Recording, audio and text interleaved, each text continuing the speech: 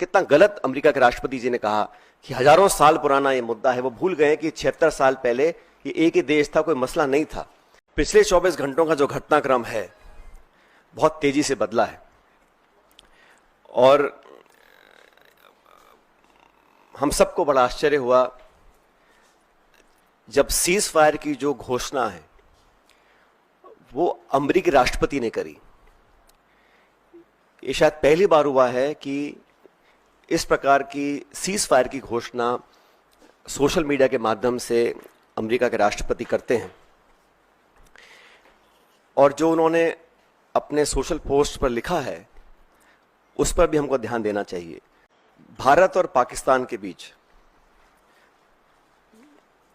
जो मसला है उसका अंतर्राष्ट्रीयकरण करने का जो एक ये नया कदम हम लोगों ने देखा है, ये बहुत आश्चर्यजनक है। साथियों, जब ये घोषणा मीडिया के माध्यम से, और मैं सिर्फ उन बातों को रखना चाहता हूं जो पब्लिक डोमेन में है, काफी कुछ ऐसी बातें हैं जो हम सबको जानकारी में नहीं है, लेकिन जो पब्लिक डोमेन में है उसको देखकर लगता है कि बहुत से सवाल खड़े हुए हैं।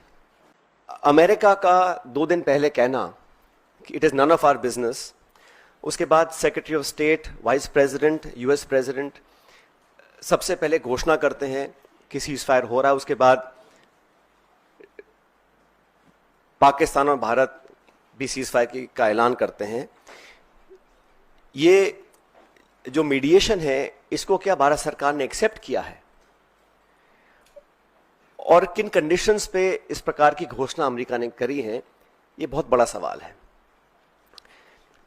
उसमें कश्मीर का जिक्र किया गया है।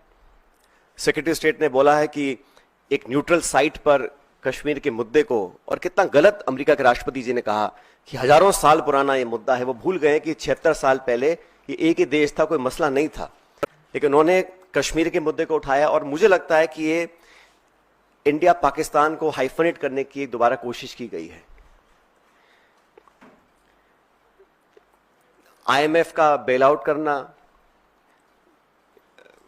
पहले भी बैक चैनल डिस्कशंस होते होंगे, डिप्लोमेसी का अपना एक रोल है दुनिया के हर कोने में, लेकिन इस प्रकार वॉशिंगटन से सीज फायर की अगर घोषणा होती है तो कई सवाल खड़े करता है।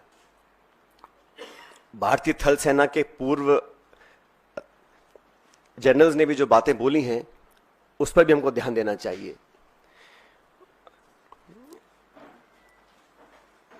मैं मानता हूं कि सीज फायर की घोषणा के बाद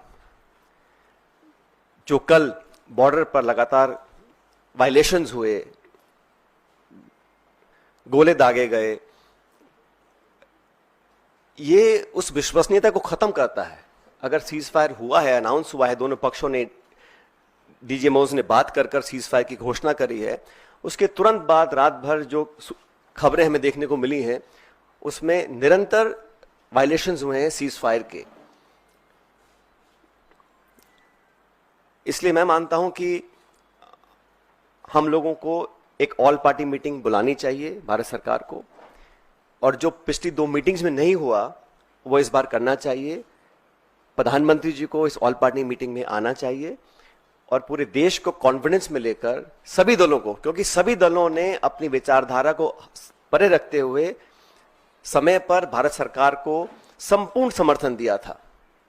और जो ऑल पार्टी मीटिंग्स बुलाई गई उसमें प्रधानमंत्री जी नहीं आ पाए थे, तो एक और ऑल पार्टी मीटिंग बुलानी चाहिए जिसमें वो सबको कॉन्फिडेंस मिले, सब पॉलिटिकल पार्टीज को और देश को कॉन्फिडेंस मिले कि सीज फायर हुआ है, किन शर्तों पर हुआ है, और अगर सीज फायर की घोषणा के तुरंत बाद रात भर पाकिस्तान गोलाबारी कर रहा है, सरहद पर मोटर फायर कर रहा है, तो उनकी विश्वसनीयता पर कब तक विश्वास किया जा सकता है, और क्या गारंटीज हैं कि भविष्य में इस प्रकार की घटना को अंजाम नहीं दिया जाएगा।